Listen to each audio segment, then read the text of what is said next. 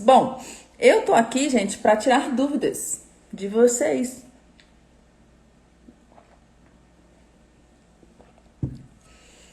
O caderno 2 ele tá lá no Telegram e também na comunidade do Facebook.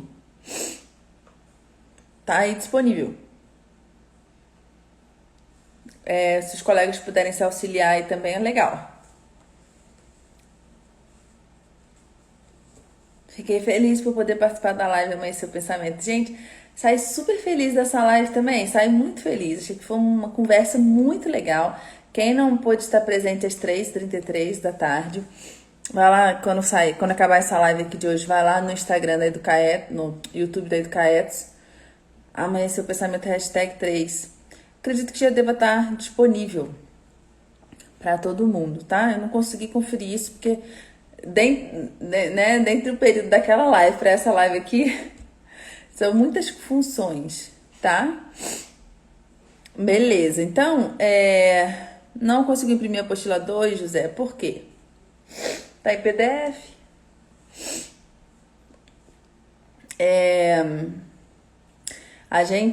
Eu tô aqui para responder perguntas, podem ir inserindo no Instagram, na interrogaçãozinha, por favor, que me ajuda para poder eu responder. Aqui no Facebook, no YouTube, já entrou aqui. Gostaria que você falasse mais do método 4FE. Amparo, se você puder me fazer uma pergunta mais específica dentro do método, porque você veja bem, eu tenho um curso inteiro que eu falo do método, né? Um curso inteiro de 16 módulos, 160 horas. Então, se você puder me dar um foco, você me ajuda a te responder e a te atender. Há muitas coisas possíveis de serem faladas, mas assim, no curso eu trouxe a visão geral dele e nessa primeira aula eu falei das 2 primeiras fronteiras. E agora precisaremos falar das 2 últimas fronteiras, justamente.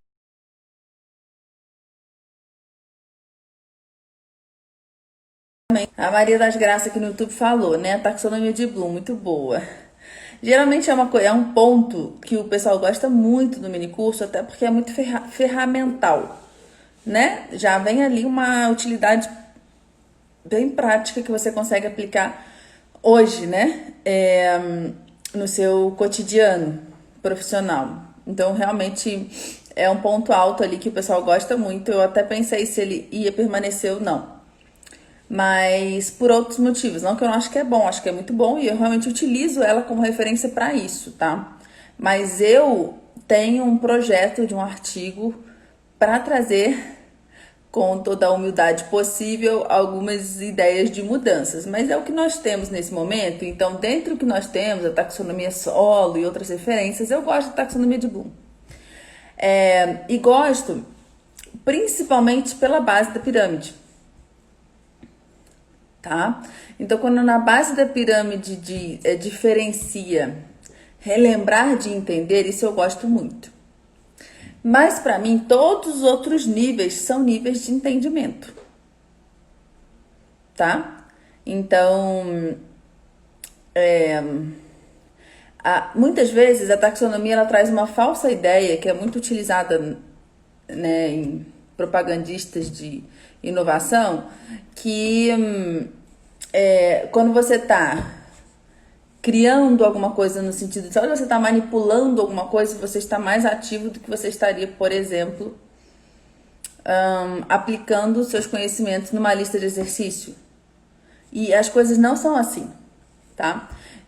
Inclusive, na live do Amanhã Seu Pensamento hoje, eu li uma frase, né, da Lubienska. Eu vou até ler aqui para vocês. Deixa eu abrir aqui para ler para vocês. Não sei nem por que isso está fechado. Nem deveria estar fechado aqui. Não está fechado, não. Tá aqui. Em que ela fala de algo similar a isso. Vou aproveitar a oportunidade para ler isso para vocês todos aqui. Mas vocês têm que assistir a live completa lá depois, tá? Que ficou linda. Olha aqui. Foi ajudando um pequeno paralítico a pegar um objeto com seus dedos entorpecidos que vi o espírito lutar com a matéria. Fui admirando a imobilidade desta ou daquela criança mergulhada em sua lição. Olha só, a imobilidade desta ou daquela criança mergulhada em sua lição, silenciosa, que senti quão harmoniosas eram as vibrações da matéria quando subordinadas ao espírito. Então, o que ela quer dizer com ser subordinadas ao espírito, né? A vontade de aprender, ao pensamento, né? A concentração, a atenção. Então, uma criança totalmente imóvel, silenciosa, absorta em uma atividade, mas completamente ativa, no sentido de que ela está em situação de aprendizagem, ela está se dedicando, na forma mais genuína de aprender, que é individual. Então, é ela sozinha, concentrada, aprendendo. Então, o cuidado que a gente precisa ter com a taxonomia de Bloom é a gente entender que se você não estiver criando alguma coisa no sentido de um protótipo, alguma coisa manual, você não estará aprendendo tanto, tá? Mas eu acho que ela é uma referência legal, sim, pra gente redigir objetivos de aprendizagem. E utilizo como uma ferramenta, mas eu acho que é muito importante realmente a gente buscar alguma coisa que realmente traga uma perspectiva do que é o conhecimento de uma forma mais ampla. E aí, nesse sentido, eu venho tendo algumas ideias aí de resgate via Aristóteles, pensamento dedutivo, indutivo, mas isso são planos, tá, gente? Isso nem tá caminhando ainda, então eu não vou prometer uma coisa que eu não vou cumprir ainda por agora, não.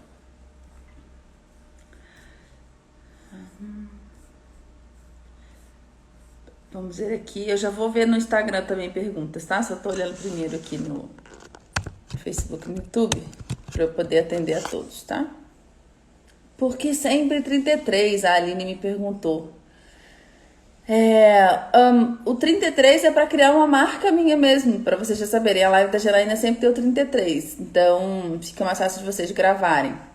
Uma estratégia mnemônica aí. Mas também porque eu nasci no dia 3/3. Eu gosto do 3 e de 2, 3 juntos.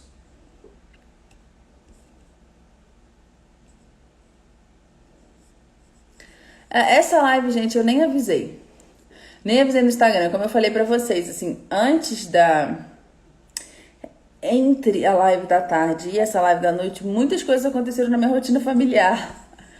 Então, quem tava ligado tá aqui. Quem não tava, não conseguia, assim, avisar com tanta antecedência, não. Quer dizer, na verdade, não avisei. Eu entrei, simplesmente. A Natália aqui no Instagram tá perguntando sobre a logo da Educaetos. A logo foi feita por uma amiga muito querida, uma artista mesmo, uma designer, né? Eu expliquei pra ela qual que era o meu projeto com a Educaetos. E ela chegou nessa logo e assim, nossa, foi um presente. Foi num momento que a gente estava bem apertado financeiramente, mas eu falei, não, eu quero começar esse projeto com uma logo. E ainda bem que eu escolhi ela para fazer isso. Então eu disse a ela que meu objetivo era formar integralmente um ser humano. Então essa linha vertical do ser humano. Ou seja, o professor, para que ele fosse capaz, então, de formar integralmente outros alunos, para que ele pudesse polinizar uma nova forma de ser, de viver a vida,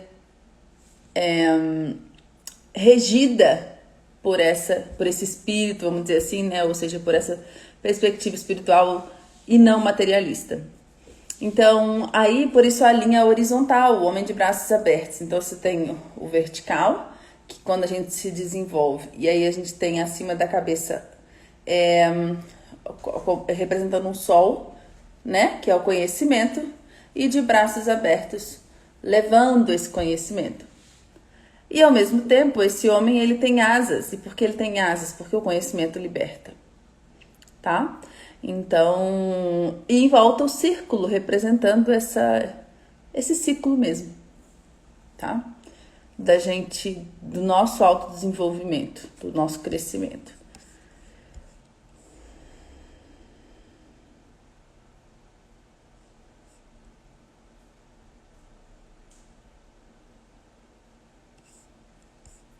Luciana Reis. Professora Janaína, eu ainda não consegui compreender a amplitude da visão integral do ser humano. E será realmente preciso, Luciana, um mergulho seu muito grande nas carências filosóficas que você possui e que todos nós possuímos, que não é uma exclusividade sua, né? Então, talvez se você é uma pessoa religiosa, você já tem um caminho um pouco mais constituído dentro de você.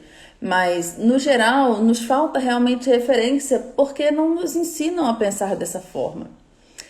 Mesmo que diversos desses entendimentos sobre quem é o ser humano já tenha sido trazido há mais de 3.000 anos, a gente não sabe dessas coisas. E aí tem vários pesquisadores, teóricos modernos que trazem, mas não trazem a essência realmente, muitas vezes nem citam a filosofia clássica, sabe?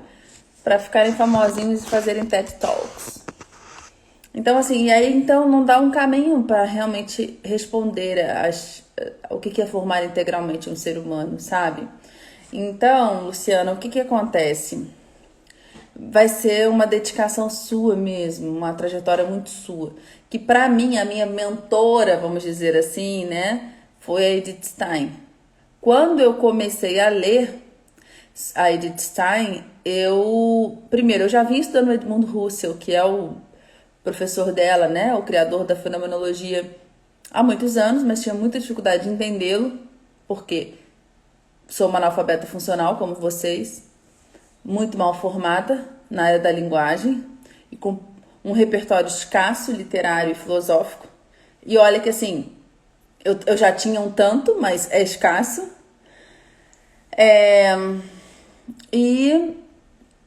E aí, então, a Edith Stein apareceu há alguns anos atrás, tem 7 anos mais ou menos. Eu nem tinha filhos, tudo, e foi muito por acaso. Eu me conectei imediatamente com ela e desde então não parei de ler. E por ela eu consegui travar um caminho, ou traçar um caminho, que eu consegui entender melhor, inclusive Santo Tomás de Aquino, Aristóteles, que são pensadores que se debruçaram uma vida se debruçando sobre a questão do ser. Então não é assim, chega um americaninho e fala, vou escrever um best-seller, entendeu? Não é isso. É uma vida dedicada com coerência, inclusive, com entrega, com muita luta mesmo, né? E um compromisso filosófico muito profundo, né? E também um compromisso de continuidade. Compromisso de pegar aquilo que já tinha sido feito com respeito e dar uma continuidade, que é exatamente o que São Tomás de Aquino faz com as ideias de Aristóteles. E é muito legal isso, e que Edith Stein faz com as ideias de São Tomás de Aquino e de Aristóteles. Então, e de repente a gente quer ficar reinventando a roda. Então, assim, é mergulhar, sabe, Luciana? Então, o que na live eu trago, o que no mini curso eu trago, já é uma referência muito boa, né? E, por exemplo, eu falei lá do corpo, psique e espírito, né? Essa visão tripartida do ser humano, que fundamenta a filosofia. E daí você pode pegar isso e ir caminhando. Então você vai encontrar outras formas de compreender isso também, né? Por exemplo, Rudolf Steiner, por um caminho muito dele também, ele chega nesse ponto no Teosofia, ele discorre sobre isso, né? A própria Lubienska, que eu falei aqui, ela tem um livro sobre isso, né? Sobre a formação do corpo, da psique, do espírito. Montessori, Maria Montessori tinha essa visão também tripartida do ser humano e busca trazer isso. Citei aqui para vocês também, né? Citei lá no mini curso e eu também já tenho uma live lá no Instagram do Amanhecer o Pensamento falando sobre a Consuelo Buchon também e no curso de aprendizagem ativa na prática. Então veja, no curso também eu trago isso, tem algumas aulas refletindo sobre o ser. Então, são muitos os caminhos possíveis. Não existe assim alguma coisa que eu posso te entregar e falar, bota isso dentro da sua cabeça. Porque isso também não vai ser efetivo. Isso não vai ser efetivo, porque as coisas não são assim.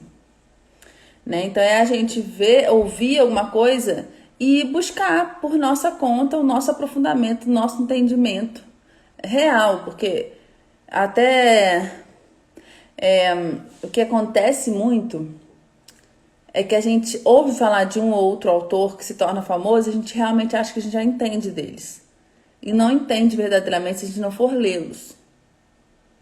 Né? Por exemplo, eu vejo muitas pessoas com muita frequência falar de Sócrates. Né? Aquelas frases feitas, né? Atribuídas a Sócrates. Mas quando você vai ver realmente quem leu Platão, ou quem leu qualquer outro filósofo que tenha referenciado a Sócrates,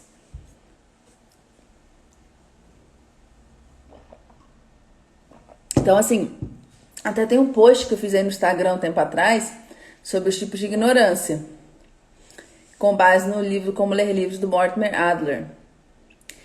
Aí ele fala da ignorância abecedariana, que é realmente aquela pessoa que não aprendeu a ler, é o analfabeto. Aí tem aquele cara que ele é super letrado e tal, né? Super inteligente, mas ele foca muito numa área também, então ele acaba sendo ignorante. E eu falei de quem lê de tudo um pouco, mas não aprofunda em nada e se abastece, não lê o livro só de resenha de livro, do que outros autores falam daquele autor, ou de quotes, né, de citações e memes, vamos dizer assim. Né? Então, assim, se a gente realmente não se aprofunda, se a gente não vive a dificuldade, né, que a busca pelo conhecimento gera, a gente não se transforma. Então, até estávamos conversando isso esses dias, eu e meu marido, né? Como algumas pessoas que muitas vezes elas recebem tudo muito mastigado na vida, sempre tem alguém ali da família que está fazendo alguma coisa, que está auxiliando, que está e resolvendo as coisas, então a pessoa sempre acaba encontrando alguma coisa pronta para ela e ela não fica sem, não passa aquele perrengue. Sempre tem alguém ali que resolve para ela. Muitas vezes o processo de desenvolvimento dela é mais lento, porque ela sempre encontra alguém que vai resolver as coisas para ela. Então, por exemplo, essa coisa de curso online, né? Eu venho acompanhando algumas pessoas, né, que oferecem cursos legais. Por que a gente está fazendo isso, como vocês também estão fazendo? Porque nós estamos vendo que existe um mundo de possibilidades de aprendizado no mundo online. E, de repente, aquele valor que a gente dava para pós-graduações, que a gente tem que pagar 11 mil, 16 mil reais, vou falar agora, vou falar uma coisa para vocês. O Moisés agora, ano passado, ele fez uma pós-graduação numa grande empresa, né? Ele trabalha nessa área de administração, ele é agrônomo, mas trabalha com administração e tal, com relações comerciais e tal, mas ele está aprendendo muitas das coisas que ele está aprendendo são com formadores na internet, então paga uma nota numa especialização e aprende realmente num curso que é 10 mil, 15 mil reais a menos pela internet. Mas aí a gente começa a ver um movimento, né, muito característico do brasileiro, triste, mas é uma verdade, de comprar pirata. Então, em vez dele ir lá e pagar, por exemplo, 900 reais num curso, que é muito melhor do que uma pós-graduação que custaria 15 mil. Uma pessoa comprometida que vai fazer um acompanhamento, parará. Em vez dele pagar, o que ele faz? Ele paga, 50 reais num curso no pirata. Pô, espertão, beleza. Ele vai se sentir o espertão, o top na balada. Só que ele não entende que não se pode dar jeitinho na busca pelo conhecimento. Não se pode ficar buscando trilhas alternativas para o caminho. O caminho é o caminho. E o que acontece? A pessoa não valoriza tanto aquilo que ela comprou. Ela não se aprofunda tanto, ela não vai se dedicar tanto. Ela pagou 50 reais. Ah, não, Gilaine, quando eu pago 50 reais eu me dedico. Mas veja, se você pagar 50 reais numa coisa que custaria 900. Vocês estão entendendo o raciocínio? O raciocínio de antemão já é o raciocínio da economia, da preguiça, da avareza. É esse que é o raciocínio. Não é o raciocínio do crescimento e muito menos do respeito à pessoa que está lá, que fez aquele curso, que precisa daquela renda.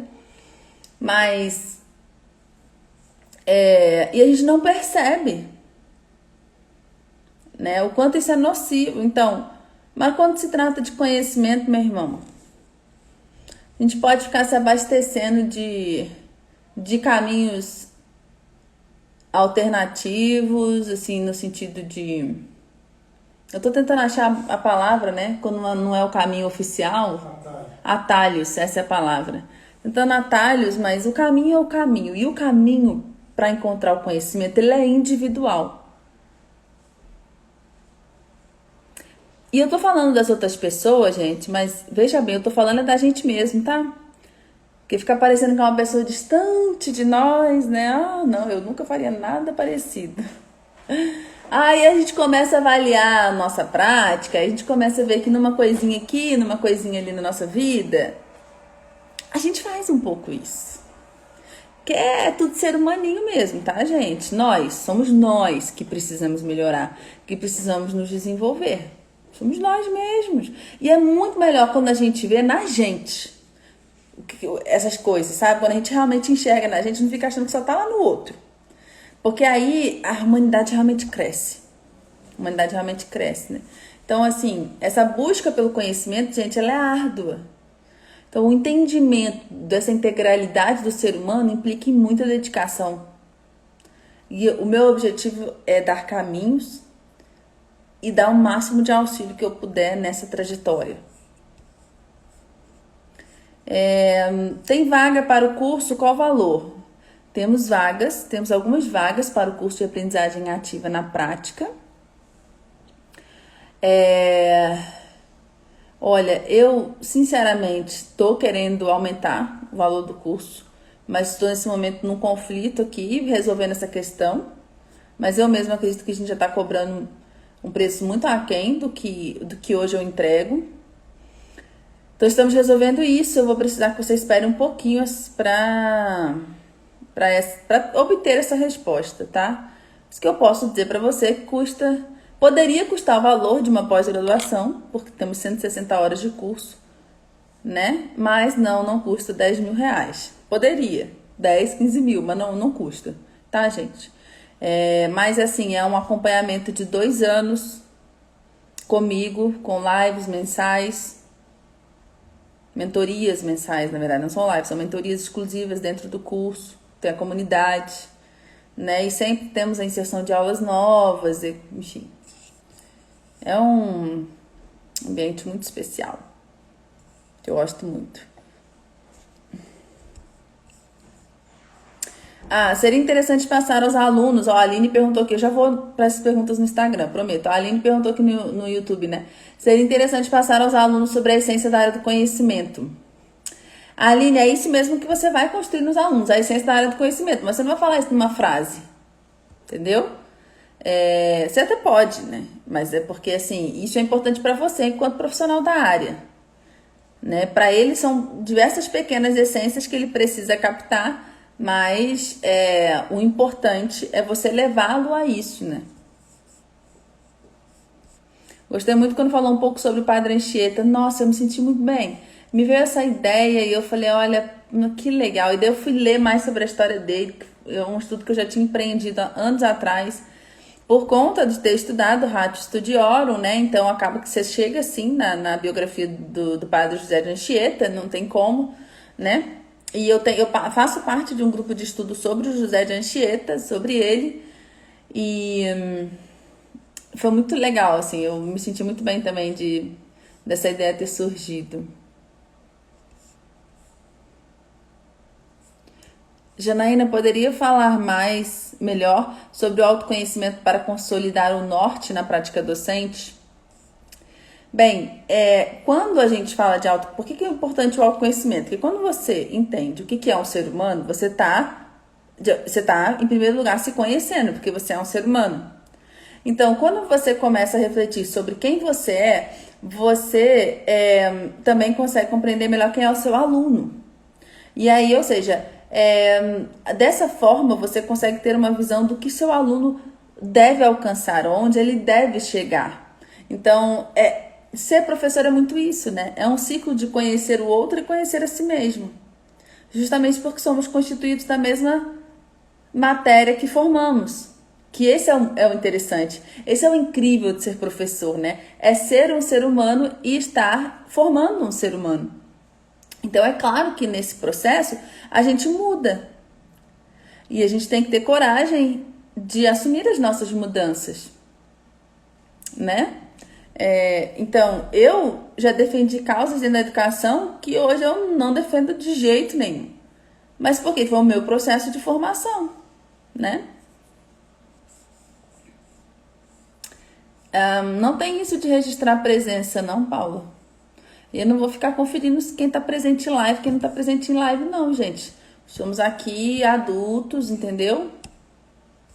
A questão do certificado vai ser toda explicada no e-mail posterior ao fim do minicurso. Como usar a taxonomia de Bloom? Como definir o nível? Você precisa ter a referência naquele conteúdo, o nível que ele precisa compreender aquele conteúdo. Isso é o seu conhecimento da área que vai te dizer e também a referência a algum currículo que você tenha, tá? Que seguir.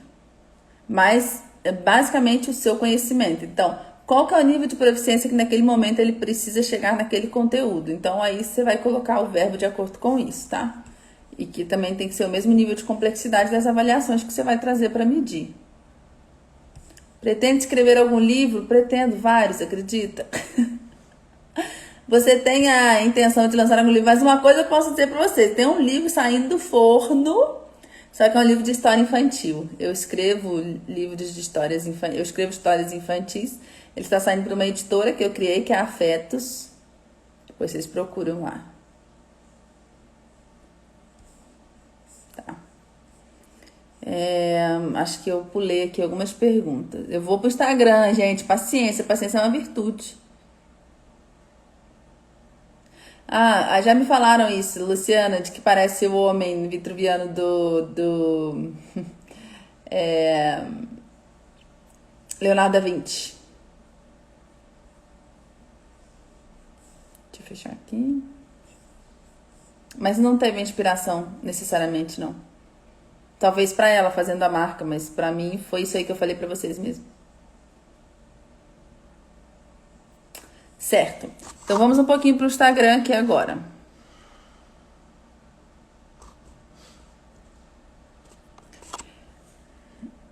Para a educação física, você indicaria algum filósofo clássico? Eu não... Tem um manual do MEC de ensino de educação física bem antigo, que ele menciona, inclusive, a Consuelo Buchon. Eu teria que dar uma pesquisada para te responder isso, Ana. Você me manda lá no privado que eu vou pesquisar para você. Mais clássico, assim, de educação física...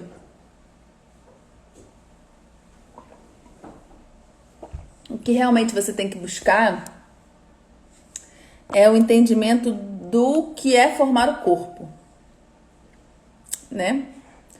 Numa perspectiva da visão integral do homem como tripártido. E aí, então, é uma perspectiva espiritual da formação do corpo, vamos dizer assim, né? Da precisão, da destreza, da força física. Então, a Edith Stein, ela discorre longamente sobre o corpo.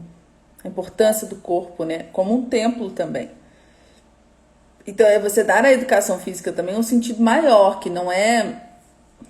Nem é somente, porque a gente já procura dar esse sentido quando a gente fala, olha, não é somente por estética, né? É também pela saúde, a gente já dá algum sentido nisso daí. Mas ainda é um sentido maior que se pode alcançar a partir dessa perspectiva espiritual, vamos dizer assim, né? Que você pode caminhar. Então... hoje, até na live da tarde, me perguntaram sobre a fenomenologia, né? E eu lembrei do livro da Angela Bello, que é a Introdução à Fenomenologia, que é um livro muito bom para começar a entender o Edmundo Husserl. Agora, tem um livro dela também que chama Pessoa e Comunidade. Angela Bello, Pessoa e Comunidade, que é um livro que ela fala sobre a Edith Stein. Ela tem algumas partes lá que ela discorre sobre essa ideia do corpo, né? Que é legal também, pode servir. Mas olha, o livro da Lubienska, ele é muito bom para isso, para a questão do corpo. É, O Homem Consciente. Ele é muito legal. Eu vou fazer assim, eu vou colocar essas referências no Stories quando a gente acabar a live, tá bom? Pra ficar mais fácil pra vocês, senão vocês não vão... vocês vão ficar confusos aí.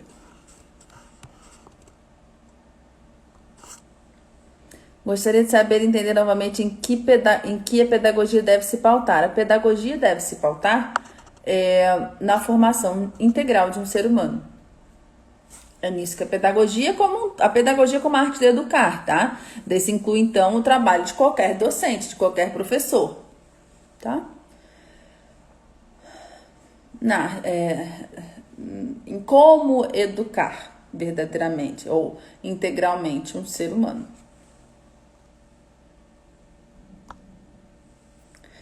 Prof, o que acha a respeito da afirmativa a universidade deve formar para o mercado de trabalho? Suzy, o que acontece? Essa frase, né? Ela vem acompanhada de uma problemática muito grande, né? Que é o fato de que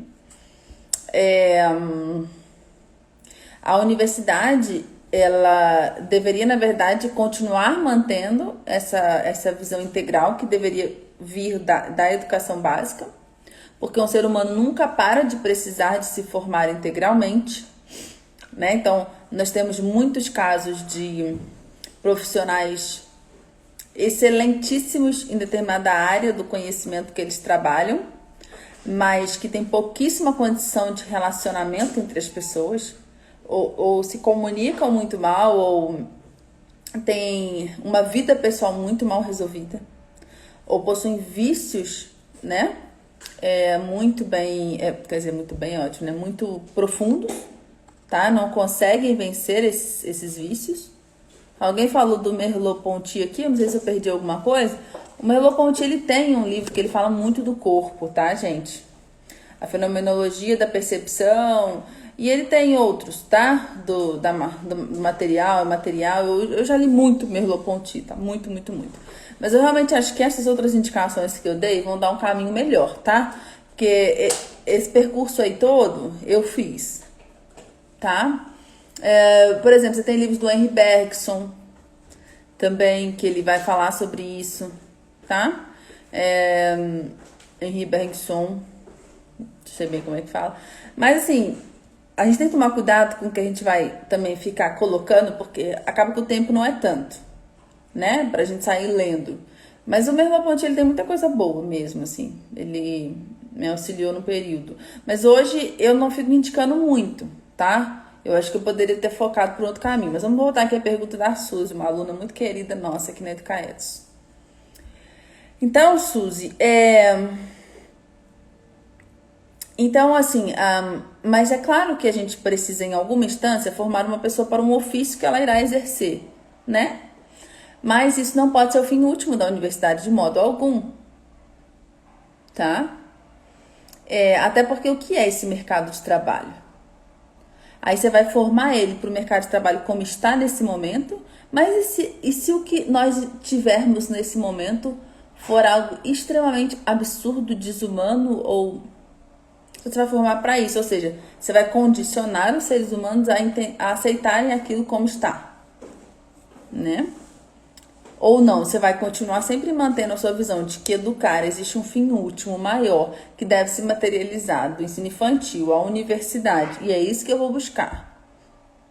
E sim, eu sei que essa pessoa vai precisar de um ofício para ir, né, para gerar uma renda, ok, beleza, então eu também vou formá-la para isso, mas eu tenho um fim maior. Até porque, né, tendo essa visão, a gente não fica retroalimentando as problemáticas que fundamentam hoje a nossa sociedade. Então, isso é muito interessante, né? Porque as pessoas adoram falar das gerações, né? Eu realmente, gente, acompanhei isso até um determinado período. E hoje, eu não faço questão nenhuma de acompanhar. Então, eu sou uma ignorante nisso por escolha. Aí, às vezes, o pessoal fica comentando, tentando me ensinar. Eu realmente não quero, sabe? Eu tenho preguiça disso. Pode ser que eu melhore daqui pra frente, mas nesse momento eu tenho muita preguiça dessa ideia de geração, tá? Então tem a geração X, Y, Z, W, Gama, enfim. Gente, E aí a gente tem que saber formar essa geração. Então olha como uma coisa é doida, né? Então a gente cria uma pedagogia ou uma visão filosófica, ou nem é filosófica, tá? Uma visão sobre a educação, como ela deve ser para formar essa geração. Então se a geração estiver no buraco do buraco do buraco da barbárie, eu vou aprender nela como formar para ela. Então não pode ser assim, gente. Sabe? A educação, ela precisa ter um fim muito claro, muito bem constituído. E que tem, porque ser humano é ser humano desde que o primeiro ser humano nasceu. E assim, caminhar para que o ser humano viva em ato ou cotidianamente as suas potencialidades. E isso atravessa gerações, até porque essa ideia de geração, isso é uma coisa que alguém foi lá e disse, ó, isso aqui é uma geração. Aí vem o outro falar, uma geração antes durava 2000 anos, hoje a geração está durando nem 100, né? Porque só nesse período que eu sou professora já teve umas 3 letras aí. Então, alguém está instituindo o que é o período de uma geração e fazendo uma interpretação também do que é essa geração. Aí fica uma coisa, né, que é a educação fica pensando sobre a sociedade como ela está hoje e fica presa nela mesma, limitada a ela mesma, por quê? Porque não transcende, porque não olha além e pensa, ok, mas calma, entendi que tá desse jeito. É importante a gente entender, para a gente poder criar pontes e levar aonde a gente quer. Eu não acho que é importante a gente entender em termos de geração XYZW Gama, que alguém resolveu escrever para escrever um livro e ser massa. Isso eu não faço questão. Mas a gente entender realmente como é que tá, como que as pessoas estão vivendo, né? Qual o contexto cultural, social que elas estão inseridas e tudo mais, né? Quais são os valores que vêm sendo cultuados né, por essas pessoas. E, enfim, tem diversas outras perguntas que podem balizar o entendimento desse ponto de partida, desse contexto, e que são importantes para a gente. Mas a gente pautar como a educação será com base nisso, aí não, a gente já tem que ter o norte bem definido. Por isso que o norte é primeiro, justamente para a gente também não cair nesse risco. O ponto de partida, ou seja, quando a gente vai estudar quem o nosso aluno é e a situação que ele está nesse momento, porque existe isso aqui, ó, quem o nosso aluno é enquanto ser humano? Essa é uma pergunta, ok? Uma questão ontológica. Existe uma outra pergunta que é, como o aluno aprende? Também, de alguma forma, é uma questão primária e anterior e maior, porque existe uma forma única também de como os seres humanos aprendem, que é comum a todos. Única, eu quero dizer assim, existe uma visão de como os seres humanos aprendem que é comum a todo mundo, né? Por meio do pensamento, da autorreflexão, do diálogo, né? Por exemplo, Sócrates ensinava muito pelo diálogo, então a gente precisa saber essas coisas. E existe a gente saber quem é aquele aluno efetivamente que está dentro da nossa sala de aula, aquele ponto de partida ali que está dentro da nossa sala de aula, que é com ele que nós ficaremos um semestre, 1 ano, 2 anos, 3 anos, enfim, seja o que for aí o seu contexto, tá? Mas isso vem depois de você já ter o seu norte muito bem constituído, que é onde você quer chegar com a educação, que é onde você quer chegar com a área do conhecimento que você leciona. Quais são os objetivos de aprendizagem que vão pautar a sua disciplina? Você vai fazer adaptações? Você vai fazer. E quando que você vai fazer essas adaptações de acordo com aquela realidade? Quando você chegar na trajetória. Que é quando você vai efetivamente planejar como você vai conduzir. Do ponto de partida a um norte que você tem. Aí você vai fazer as adaptações, né? Então, eu vou ensinar numa comunidade no interior do Acre que não tem internet, que não tem luz elétrica, que não tem... Ok, então vamos fazer as adaptações devidas para esse contexto. Isso é importante. Mas você já sabe onde você quer chegar com a educação e independente de onde o seu aluno esteja, é para lá que você vai levá-lo. Porque se a gente pensa no ponto de partida inversamente, ou seja, primeiro, antes do norte, o que acontece? A gente faz currículo de comunidade. A gente faz currículo para pessoas que vai limitar as pessoas àquilo dali. Aquilo ali é o máximo que eles vão chegar. Porque, não, essa é a realidade deles, é o que eles estão podendo aprender e tal. Daí você tem cidadãos, como por exemplo o Rio Van Feuerstein, que recebe crianças que haviam ido aos campos de concentração ou perdido seus familiares em campos de concentração, declaradas ou compreendidas como crianças que não avançariam quase nada em termos de desenvolvimento cognitivo, e ele faz um milagre. Mas da onde veio? Da força de vontade interior dele de dizer, não posso aceitar que as crianças não poderão se desenvolver, né? E a ideia de trazer o José de Anchieta, o padre José de Anchieta nessa aula, foi essa. Foi de mostrar essa possibilidade de atravessar as barreiras que pareceriam para alguns intransponíveis e para outros, na verdade, a força que ele precisava. Né? Então, quanto maior a barreira, maior a força que eu tenho para vencê-las. Porque, afinal, eu não trabalho porque, no caso o padre José de Anchieta, ele era um professor, ele era um mestre, né, nas escolas jesuíticas. Eu não trabalho por mim. Eu não trabalho porque eu preciso terminar um livro didático em um semestre. Eu não trabalho porque eu preciso, de qualquer jeito, ensinar soma em 3 meses, entendeu? Eu trabalho porque eu tenho um sentido, um fim maior daquela minha função. É uma vocação. Dizem que ele tinha a coluna dele, gente, na forma de um S. Ele, desde os 18 anos, ou 17, a doença já se espalhou de uma forma muito intensa. Ele morreu, acho que com 63 anos. Imagina, gente, se deslocando no Brasil nesse período, sabe? Assim, além dos barcos, navios, né, que ele tinha que pegar, e as longas caminhadas diárias e durante muitos dias para poder realizar o seu trabalho, né? E no meio de índios, fala uma outra língua, outra cultura, outra visão. Então, ele tinha essa força para fazer esse trabalho, né? Muito clara. E realmente foi muito amado, né? E temos aí, né, a referência dele para sempre na história do Brasil, né?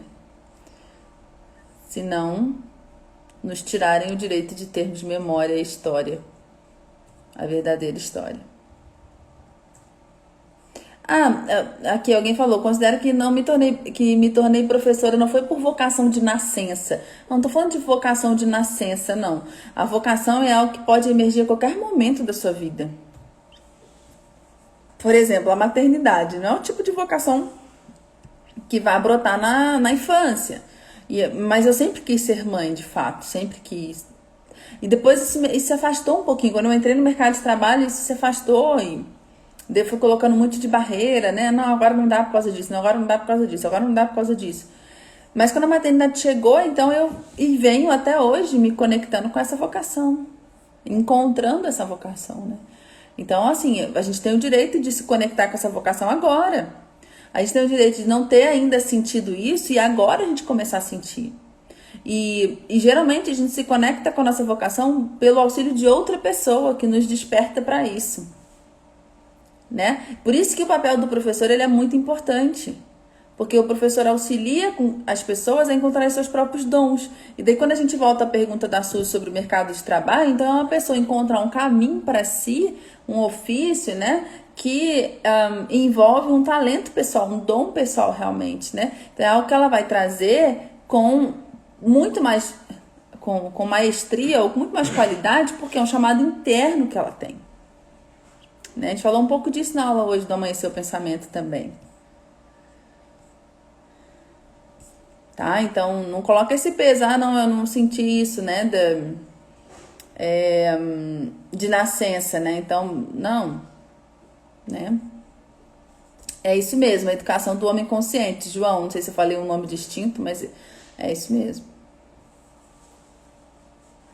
Sou prof por vocação, acredito ser algo espiritual sim, pois minha empolgação para lecionar é incrível, muitas vezes sou incompreendida. Sim, eu procuro compreender cada um como único. Esse é o caminho para a gente realmente educar, é a gente compreender nosso aluno como único.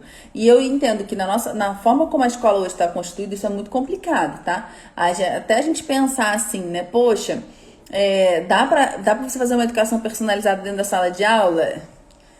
Parece uma coisa impossível realmente, né? Na forma como hoje está estruturada a escola. Mas se não for personalizada, meu povo, difícil, tá? Mas tudo bem, ó, vamos com calma. A gente vai falar um pouco mais disso na aula, na próxima aula, que é a aula 3, a aula da trajetória e do pé na estrada com GPS. Agora nós estamos aqui vendo o norte e o ponto de partida. Então, o que efetivamente a gente faz na sala de aula é a gente vai falar mais na próxima, tá? E é muito legal isso, sabe, gente? Porque assim, você vê, meu pai hoje tem 73 anos, né? Ele trabalha com cosméticos há muitos anos. Já trabalhou com grandes referências aí, tá? Mas agora ele tá vivendo um momento de plenitude no trabalho dele. Ele tem trazido, realmente por intuição mesmo, algumas fórmulas fantásticas, produtos que tem, assim, as pessoas entrado em contato e dito, né? Olha, tem resolvido, né, em hospitais queimados e outros ambientes, né? Então ele tem feito um trabalho riquíssimo. Com 73 anos, você vê que ele tem alcançado uma maestria naquilo dali que ele vem trabalhando uma vida de dedicação, né? Então, talvez agora realmente a vocação esteja mais ainda latente nele, visível nele. Então, era de alguma forma chamado, porque ele sempre trabalhou com cosmético, produzindo, né, fórmulas de cosméticos, desde pele a cabelo e tudo mais. Sempre teve com ele uma perspectiva da questão da saúde, mas o que ele hoje conseguiu alcançar é belíssimo, assim, você vê o resultado da caminhada dele, né? Então, a gente também não pode ter pressa. Agora, a gente não pode ter pressa, mas a gente também não pode ser acomodado nem preguiçoso. Isso é uma coisa muito importante. Então, assim, a gente, além de ter uma formação filosófica muito precária, uma formação literária muito precária, nós não dominamos a língua portuguesa. Nós temos sérios problemas de uso da língua portuguesa. Professores, gente, tem que saber usar bem a língua portuguesa. Tem que saber, sabe, como se redige as palavras. Tem que saber como se usa uma boa, né, como se faz uma boa pontuação. Conhecer as regras, sabe? Uma coisa que já me perguntaram aqui. Janaína, você tem a regra de que no chat não pode usar palavras abreviadas, tipo TBM também, VC, você tem? Tenho essa regra. Então, essa regra. No chat, é preciso escrever a língua portuguesa como ela é. E eu, muitas vezes, no Stories, eu tô te respondendo com o menino no colo, não sei o quê, eu às vezes como algumas palavras. E eu procuro até dar uma corrigida, ou apago e faço de novo. Quando eu percebo, vocês podem me avisar no privado se vocês verem que eu não percebi. Se vocês virem que eu não percebi, né? Virem que eu não percebi. Por quê? Porque a gente tem que usar bem a língua portuguesa, gente. Nós somos um exemplo nisso também, né? Eu fiz um post sobre isso que eu vou comentar. Tô atrasada para comentar isso no Stories. Mas eu perguntei sobre o uso da norma culta, né? E daí algumas pessoas confundem usar a norma culta com uma linguagem rebuscada, né? Então eu não tô falando para vocês chegarem na sala de aula e ficar usando todas as palavras difíceis que vocês colecionaram no dicionário e não ser entendido e a mensagem não chegar. A norma culta é falar no português com a correta conjugação dos verbos, né? Procurando trazer também uma linguagem conceitual que permita a eles se desenvolverem nesse aspecto, né? Mas assim, é claro, com o sentido de decoro, né? Decoro é uma parte da retórica, que a gente não estuda retórica, a gente não sabe que isso existe, né? Que Aristóteles traz e que depois é aprofundado também. O decoro, é claro, a gente tem um sentido do público que a gente está falando e que tem tudo a ver com o ponto de partida. Então, se eu estou falando para crianças, para jovens, para adultos, para idosos, né? Se eu estou falando para mulheres, para homens, enfim, para, né, zonas de precariedade econômica ou não. Então, é claro que eu posso fazer adaptações na minha fala, mas nem por isso eu deixarei de usar a linguagem culta e me valerei apenas de expressões como, por exemplo, as gírias, para poder ser aceita. Então, esse é um cuidado que nós temos que ter, né? E a gíria é uma coisa tão interessante, né? Porque você vê assim, uma palavra que tem tantos sentidos, né? Por exemplo, FODA. Eu não gosto de falar palavrão, tá, gente? Não gosto mesmo. Sou carioca, eu sei que no Rio de Janeiro o pessoal fala muito. Tem algumas pessoas da minha família que falam muito, mas eu não gosto. FODA. Representa tanto, nossa, fulano é, tipo assim, é muito top, é muito legal, é incrível, pode ser. Ou então, cara, foi o que aconteceu ontem. Quer dizer, uma coisa horrível. Então é ao mesmo tempo algo muito bom e ao mesmo tempo algo horrível. Então aí o que que a gente vê, né? É um arrefecimento, mas é uma precariedade do uso da língua que a gíria conduz. Que não é possível que uma mesma palavra tenha sentidos tão ambíguos. Isso não aconteceria se não fosse uma gíria, né? Ah, Janaína, não, você é muito careta mesmo. Não, pode me chamar, não tem problema, não ofende. E assim, agora, o que a gente vê com isso é que pessoas que só se abastecem de gírias terão muita dificuldade de entender, inclusive, um próprio sentimento que tenha. Ou vivendo alguma situação afetiva dentro da sua casa, do seu relacionamento, terão muita dificuldade de colocá-la em palavras, e sem colocar em palavras fica muito difícil da gente compreender e resolver. Por quê? Porque não tem repertório linguístico para isso. Porque se vale cotidianamente de palavras que possuem, né? Contextos muito distintos. A Aline falou, não sabia que era a regra do chat. Aline, eu não fui clara. Como professora, tá? Como professora, eu tenho essa regra no chat, tá? Se eu tô em aula remota, como coordenadora, quando eu tô dando uma formação virtual, tá? Eu coloco essa regra, mas aqui nas lives não, fica tranquila. Assim, se você escrever melhor, eu vou ficar mais feliz, mas assim, tá? Só pra vocês entenderem que eu falei que eu coloco essa regra como professora nas aulas remotas, tá? É que eu acabei pulando esse trecho.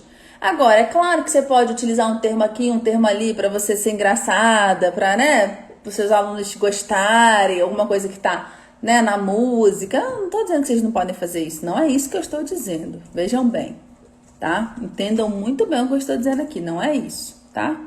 Isso aí, você dentro da sala de aula verá as possibilidades e as necessidades. Ó, não pode entrar, na minha visão, professor... Pô, tipo assim, vamos lá, é muito massa, tarará, e só fica nisso, né? Porque daí você vê que é uma forma de ser professor que é muito mais egóica, tá? O professor tá ali muito mais tendo a necessidade de ser legal, de ser adorado, de ser elogiado, de ser amado, e quem sabe, né, chamado para ser o professor homenageado, não sei o quê, do que efetivamente ensinar. E uma das formas que a gente ensina é pela linguagem.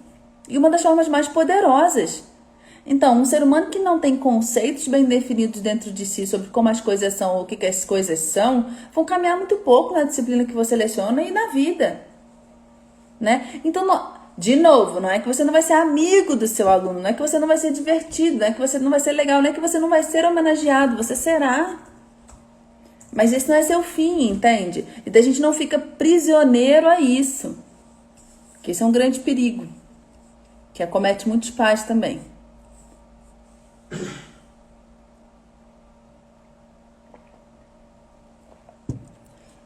Eu cobro dos meus alunos uma escrita correta e eles sempre dizem, você não é professora de português. E eu sempre ouvi isso também. E eu falo, sou sim. Eu ensino em língua portuguesa, portanto, sou professora também de língua portuguesa. Né? Gente, o Instagram vai me mandar embora. Eu entrei um pouquinho atrasada, então acho que daqui a 2 minutinhos ele vai me mandar... vai mandar embora. E assim, a gente tá fazendo um bem pro nosso aluno. Sabe por que a gente precisa trabalhar por uma vocação, ou por um sentido maior, um fim maior? Porque a gente vai ter muita tranquilidade. Que a gente tá dando o nosso melhor. E que ainda que o aluno não veja naquele momento, ele um dia verá. E não importa que nesse dia ele já não tenha mais o contato com você para lhe dizer, olha, eu vi o quanto foi bom. Não importa. Por que você tem que ouvir esse reconhecimento por parte dele? Né? Não. Agora, se você tem muita tranquilidade de onde você quer chegar, isso não vai ser um peso para você, que ele reconheça isso, mas que talvez ele nem tenha a oportunidade de lhe dizer. Mas, embora você não esteja mais ali diante dele, o legado você deixou. Né? São os rastros que nós deixamos pelo caminho.